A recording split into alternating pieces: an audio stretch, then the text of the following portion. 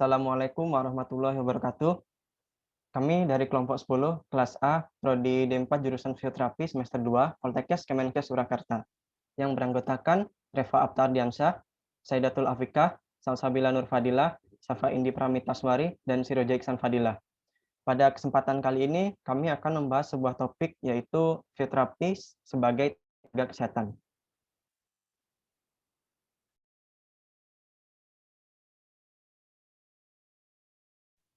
Next.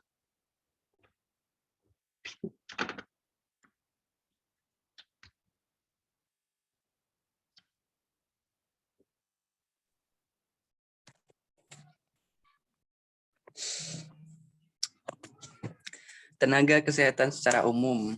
Yang pertama dalam Undang-Undang Nomor 36 Tahun 2014 Pasal 1 yang dimaksud tenaga kesehatan adalah setiap orang yang mengabdikan diri dalam bidang kesehatan serta memiliki pengetahuan dan keterampilan melalui pendidikan di bidang kesehatan yang untuk jenis tertentu memerlukan kewenangan untuk melakukan upaya kesehatan. Asisten tenaga kesehatan adalah setiap orang yang mengabdikan diri dalam bidang kesehatan serta pengetahuan atau keterampilan melalui pendidikan bidang kesehatan di bawah jenjang diploma 3. Jenis-jenis tenaga kesehatan. Menurut Undang-Undang Nomor 36 Tahun 2014 Pasal 8, tenaga di bidang kesehatan terdiri atas tenaga kesehatan dan asisten tenaga kesehatan. Kualifikasi minimum adalah diploma. Asisten tenaga kesehatan dapat bekerja di bawah supervisi dari seorang tenaga kesehatan. Next. Tenaga kesehatan dikelompokkan ke dalam yang pertama tenaga medis, yaitu dokter gigi, dokter spesialis, dan dokter gigi spesialis. Terus ada tenaga psikologi klinis, yaitu psikologi klinis. Terus yang ketiga tenaga keperawatan, yaitu berbagai jenis perawat. Terus yang keempat tenaga kebidanan, yaitu bidan. Yang kelima tenaga kefarmasian, yaitu apoteker dan tenaga teknis kefarmasian. Yang keenam tenaga kesehatan masyarakat, yaitu ada epidemiologi kesehatan,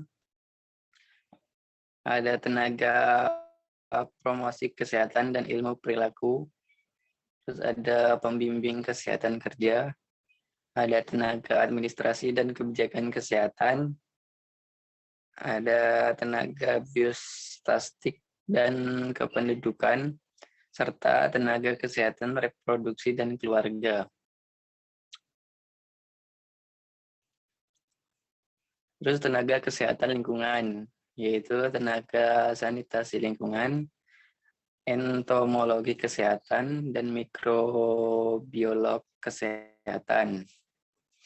Terus ada tenaga gizi, yaitu nutrisionis dan dietitian.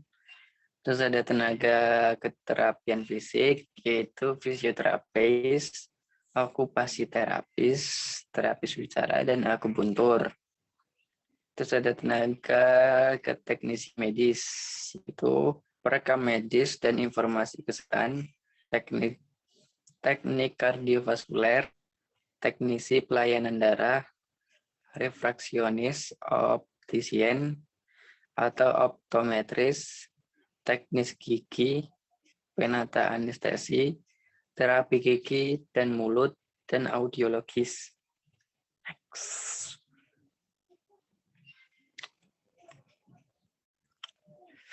Terus ada tenaga teknik biomedika, yaitu radiografer, elektromedis, ahli teknologi laboratorium medik, fiksiawan medik, radioterapis, dan ortotik prostetik. Terus ada tenaga kesehatan tradisional, tenaga kesehatan tradisional ramuan, dan tenaga kesehatan tradisional keterampilan.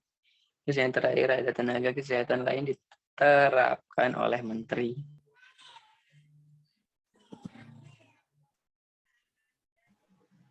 Persyaratan tenaga kesehatan. Setiap tenaga kesehatan yang menjalankan praktik wajib memiliki STR atau surat tanda registrasi. STR berlaku selama 5 tahun dan dapat diregistrasi ulang setelah memenuhi persyaratan. Persyaratan meliputi memiliki ijazah pendidikan di bidang kesehatan, memiliki sertifikat kompetensi atau sertifikat profesi, memiliki surat keterangan sehat fisik dan mental, memiliki surat pernyataan telah mengucapkan sumpah atau janji profesi, membuat pernyataan mematuhi dan melaksanakan ketentuan etika profesi. Persyaratan untuk registrasi ulang meliputi memiliki STR atau surat tanda registrasi lama, memiliki sertifikat kompetensi atau sertifikat profesi, memiliki surat keterangan sehat dan fisik dan mental, membuat pernyataan mematuhi dan melaksanakan ketentuan etika profesi, telah mengabdikan diri sebagai tenaga profesi atau vokasi di bidangnya, memenuhi kecukupan dalam kegiatan pelayanan, pendidikan, pelatihan, dan atau kegiatan ilmiah lainnya. Perizinan menjalankan praktik. Harus memiliki SIP atau protokol inisiasi sesi. SIP diberikan oleh pemerintah daerah, kabupaten atau kota atau atas rekomendasi pejabat kesehatan yang berwenang di kabupaten atau kota tempat tenaga kesehatan menjalankan praktiknya. SIP hanya berlaku untuk satu tempat. Untuk mendapatkan SIP tenaga kesehatan harus memiliki STR yang masih berlaku, rekomendasi dari organisasi profesi, tempat praktik. SIP masih berlaku sepanjang STR masih berlaku, tempat praktik masih sesuai dengan yang tercantum dalam SIP. Hak tenaga kesehatan. 1. Memperoleh perlindungan hukum sepanjang melaksanakan tugas dengan standar profesi, standar pelayanan profesi, dan standar prosedur operasional. 2. Memperoleh informasi yang lengkap dan benar dari penerima pelayanan kesehatan atau keluarganya. 3. Memperoleh perlindungan atas keselamatan dan kesehatan kerja, perlakuannya sesuai dengan harkat dan martabat manusia, moral, kesusilaan, dan serta nilai-nilai agama. 4. Mendapatkan kesempatan untuk mengembangkan profesinya. 5. Menolak keinginan penerima pelayanan kesehatan atau pihak lain yang bertentangan dengan standar profesi, kode etik, standar pelayanan, atau standar prosedur operasional atau ketentuan peraturan perundang-undangan. 6. Memperoleh hak lain sesuai dengan ketentuan perundang-undangan.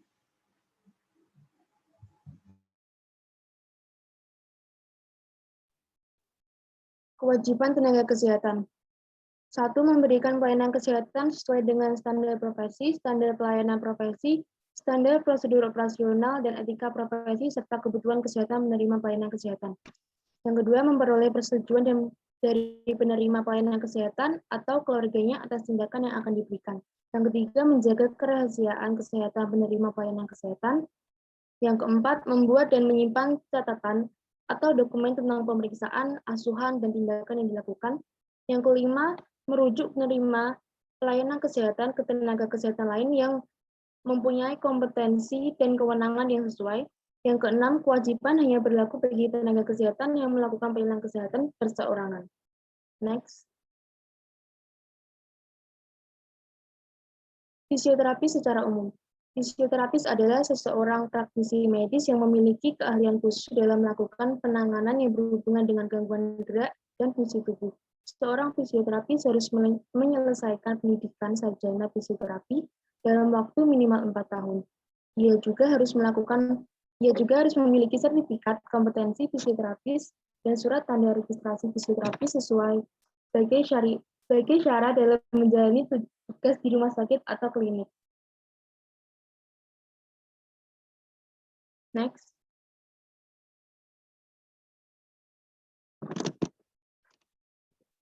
Seorang fisioterapis dapat membantu individu masyarakat dalam meningkatkan derajat kesehatan dan mencapai kualitas hidup setinggi-tingginya melalui bentuk pelayanan promotif, preventif, kuratif, habilitatif, dan rehabilitatif. Fisioterapis dapat menjalankan praktik pelayanan fisioterapis secara mandiri atau bekerja di fasilitas pelayanan kesehatan. Fisioterapis dalam memberikan pelayanan fisioterapi memiliki tanggung jawab profesi yang secara hierarki dapat diawasi oleh fisioterapis dengan kompetensi yang lebih tinggi. Fisioterapis juga bekerja sama atau berkolaborasi dengan tenaga kesehatan lainnya. Untuk menjamin pelayanan fisioterapis yang berkualitas, maka fisioterapis diawasi oleh fisioterapis yang memiliki level kompetensi lebih tinggi. Dalam hal profesi kesehatan lainnya, maka fisioterapis bersifat kolaboratif dan bukan supervisi. Keamanan bagi pasien dan fisioterapis adalah prinsip kerja fisioterapis berdasarkan kehati-hatian, evidence-based practice fisioterapi, dan etika profesi. Pelayanan berkualitas diperoleh dengan direct access sehingga sasaran mutu rumah sakit akan lebih mudah tercapai. Hal tersebut berkaitan dengan respon time penanganan, efektivitas, dan efisiensi pelayanan terhadap pasien.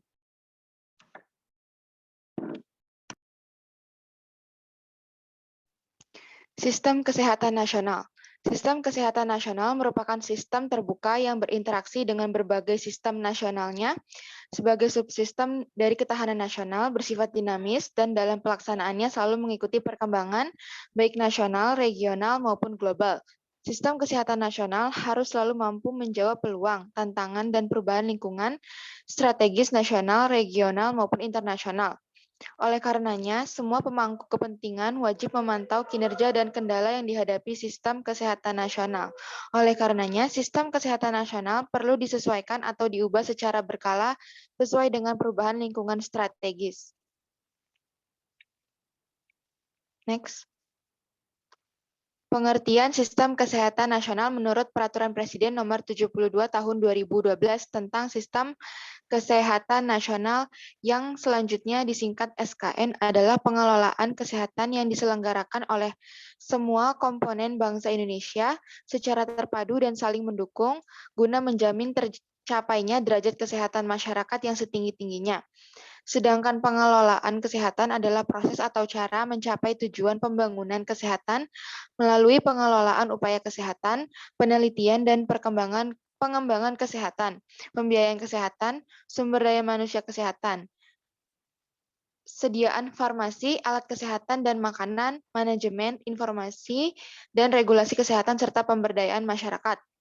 Pencapaian derajat kesehatan masyarakat yang setinggi-tingginya sebagaimana yang dimaksud dalam Undang-Undang Dasar 1945, sistem kesehatan nasional perlu dilaksanakan dalam konteks pembangunan kesehatan secara keseluruhan dengan mempertimbangkan determinan sosial, seperti kondisi kehidupan sehari-hari, tingkat pendidikan, pendapatan keluarga, distribusi kewenangan, keamanan, sumber daya, kesadaran masyarakat, serta kemampuan tenaga kesehatan dalam mengatasi masalah-masalah tersebut. Pengelolaan kesehatan diselenggarakan melalui pengelolaan administrasi kesehatan, informasi kesehatan, sumber daya kesehatan, upaya kesehatan, pembiayaan kesehatan, peran serta dan pemberdayaan masyarakat, ilmu pengetahuan dan teknologi di bidang kesehatan, serta pengaturan hukum kesehatan secara terpadu dan saling mendukung guna menjamin tercapainya derajat kesehatan yang setinggi-tingginya. Pengelolaan dilakukan secara berjenjang di pusat dan daerah dengan memperhatikan otonomi daerah dan otonomi fungsional di bidang kesehatan. Komponen pengelolaan kesehatan dikelompokkan dalam subsistem. Yang pertama ada upaya kesehatan, kedua penelitian dan pengembangan kesehatan, 3. Pembiayaan kesehatan, 4. Sumber daya manusia kesehatan, 5. Sediaan farmasi, alat kesehatan dan makanan, 6. Manajemen informasi, regulasi kesehatan, dan yang terakhir pemberdayaan masyarakat. Fungsi sistem kesehatan nasional itu menjadi acuan dalam penyusunan dan pelaksanaan pembangunan kesehatan yang dimulai dari kegiatan perencanaan sampai dengan kegiatan monitoring dan evaluasi. Sedangkan tujuan sistem kesehatan nasional yaitu terselenggaranya pembangunan kesehatan oleh semua komponen bangsa, baik pemerintah, pemerintah daerah, dan atau masyarakat termasuk badan hukum, badan usaha, dan lembaga swasta secara sinergis, berhasil guna dan berdaya guna sehingga terwujud derajat kesehatan masyarakat yang setinggi-tingginya.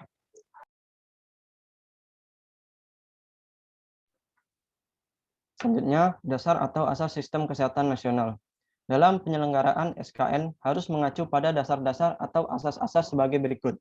Yang pertama, perikemanusiaan, yang kedua, keseimbangan, yang ketiga, manfaat, yang keempat, perlindungan, yang kelima, keadilan, yang keenam, penghormatan hak asasi manusia, yang ketujuh, sinergisme, yang kedelapan, kemitraan yang dinamis, yang kesembilan, komitmen dan tata pemerintahan yang baik atau good governance, yang ke-10, legalitas, yang ke-11, antisipatif dan proaktif, yang ke-12 gender dan non-diskriminatif, yang ke-13 keadaan lokal. Lalu subsistem sumber daya manusia kesehatan. SKN memberikan fokus penting pada pengembangan dan pemberdayaan sumber daya manusia kesehatan guna menjamin ketersediaan, pendistribusian, dan peningkatan kualitas sumber daya manusia kesehatan. Pengembangan dan pemberdayaan sumber daya manusia kesehatan meliputi perencanaan kebutuhan dan program sumber daya manusia yang diperlukan, pengadaan yang meliputi pendidikan tenaga kesehatan dan pelatihan sumber daya manusia kesehatan. Pendayagunaan sumber daya manusia kesehatan termasuk peningkatan kesejahteraannya dan pembinaan serta pengawasan mutu sumber daya manusia kesehatan. Sistem legislasi tenaga kesehatan. Sistem legislasi tenaga kesehatan merupakan suatu tahapan dalam peningkatan mutu sumber daya kesehatan dalam memberikan pelayanan kesehatan sebelum dilakukan registrasi. Tenaga kesehatan yang mengajukan registrasi harus memenuhi beberapa persyaratan. Antara lain, harus mempunyai sertifikat kompetensi yang diberikan kepada peserta didik setelah dinyatakan lulus dari perguruan tinggi.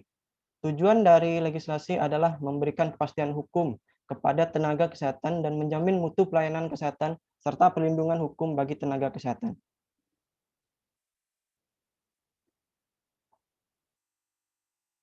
Yang pertama, uji kompetensi tenaga kesehatan.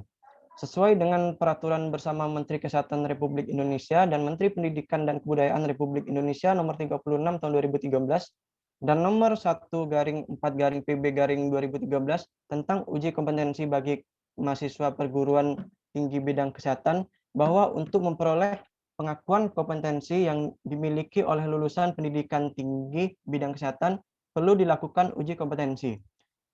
Uji kompetensi adalah suatu proses untuk mengukur pengetahuan, keterampilan, dan sikap tenaga kesehatan sesuai dengan standar profesi.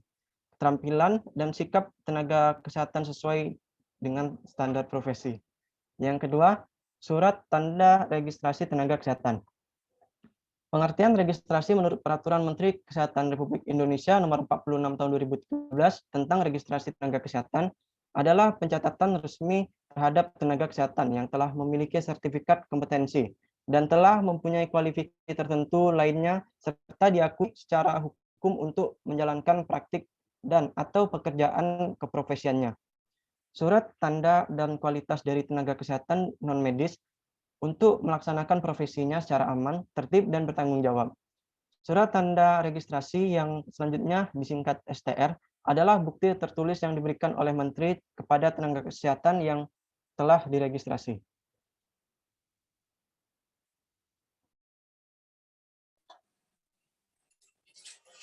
Tiga, surat izin praktik tenaga kesehatan. Sesuai dengan Undang-Undang Nomor 36 Tahun 2014 tentang tenaga kesehatan, bahwa setiap negara kesehatan yang menjalankan praktik di bidang pelayanan kesehatan wajib memiliki izin dalam bentuk surat izin praktik. Tujuan pemberian SIP adalah adanya kepastian hukum bagi tenaga kesehatan untuk melakukan praktik pelayanan kesehatan serta agar masyarakat terlindung dari praktik pelayanan kesehatan yang tidak berkualitas. Next.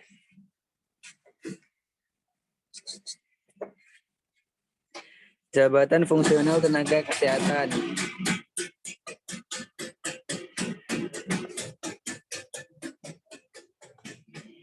Menurut Peraturan Pemerintah Republik Indonesia Nomor 40 Tahun 2010, tenaga perubahan atas Peraturan Pemerintah Nomor 16 Tahun 1994 tentang jabatan fungsional pegawai negeri sipil. Pengertian jabatan fungsional adalah kedudukan yang menunjukkan tugas, tanggung jawab, wewenang, dan hak seseorang pegawai negeri sipil dalam suatu satuan organisasi yang dalam pelaksanaan tugasnya didasarkan pada keahlian dan atau keterampilan tertentu serta bersifat mandiri. Sedangkan mengenai rumpun jabatan fungsional adalah himpunan jabatan fungsional yang mempunyai fungsi dan tugas yang berkaitan erat satu sama lain dalam melakukan salah satu tugas umum pemerintahan. Next. Jabatan fungsional fisioterapi dan angka kreditnya. Jabatan fungsional adalah jabatan karir yang hanya dapat diduduki oleh seseorang yang telah berstatus sebagai PNS dengan keahlian tertentu dengan pendidikannya. Angka kredit, satuan nilai dari tiap butir dan atau akumulasi butir-butir kegiatan yang harus dicapai oleh seorang fisioterapis dalam rangka pembinaan karir, kepangkatan, dan jabatannya. Next. Tugas pokok fisioterapis, melakukan pelayanan fisioterapi, mengembangkan, memelihara, dan memulihkan gerak dan fungsi tubuh sepanjang rentang kehidupan dengan menggunakan penanganan secara manual, peningkatan gerak dengan peralatan fisika, elektroterapeutis, dan mekanis, pelatihan fungsi dan komunikasi.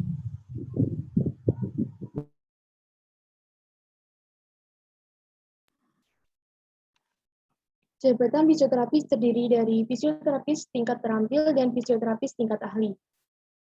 Jenjang jabatan fisioterapis sebagaimana dimaksud dalam ayat 1 dari yang terendah sampai dengan yang tinggi, yaitu yang pertama ada fisioterapis tingkat terampil terdiri dari fisioterapis pelaksana lanjutan, dan fisioterapis penyelia. Yang kedua, terapis tingkat ahli terdiri dari fisioterapis pertama, fisioterapis muda, dan fisioterapis madya. Next.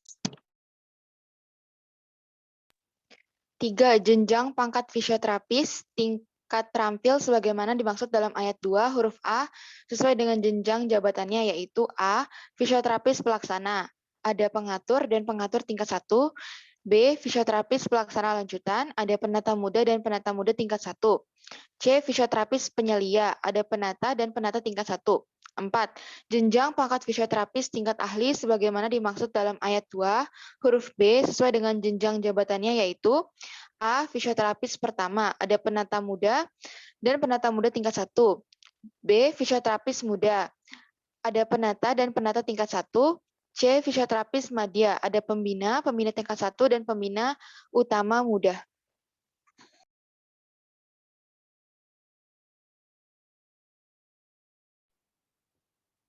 Berikut adalah referensi dari topik yang telah kami sampaikan. Kami mengutip dari berbagai sumber, mulai dari undang-undang maupun teori dari para ahli. Demikianlah bahasan dari kelompok kami mengenai fisioterapi sebagai tenaga kesehatan. Semoga dapat bermanfaat. Terima kasih atas perhatiannya. Wabillahi taufik wal hidayah. Wassalamualaikum warahmatullahi wabarakatuh.